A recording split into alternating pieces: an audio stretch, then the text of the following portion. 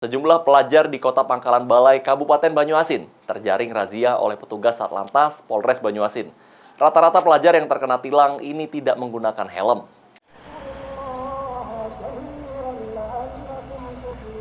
Sejumlah pelajar di Kota Pangkalan Balai, Kabupaten Banyuasin terjaring razia petugas Satlantas Polres Banyuasin dan selanjutnya dikenakan tilang karena tidak menggunakan helm.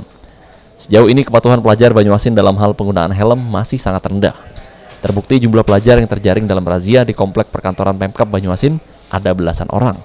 Dalam melakukan razia, anggota Satlantas Polres Banyuasin melakukan razia dengan cara patroli mobile di kawasan tertib berlalu lintas.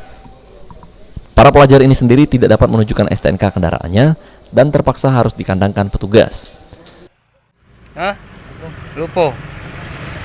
Biasa memang tidak pernah pakai helm? Tidak pernah pakai helm?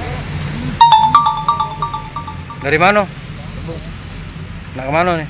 Nak keluar dari magang, nak keluar. Nak keluar? Iya, istirahat.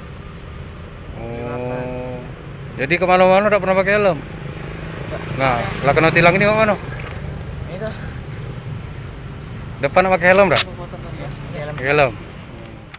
Saat ini Satlantas Polres Banyuasin tengah fokus dalam penertiban kepatuhan berlalu lintas, baik pengendara roda 2 dan roda 4. Sulaiman, PAL TV.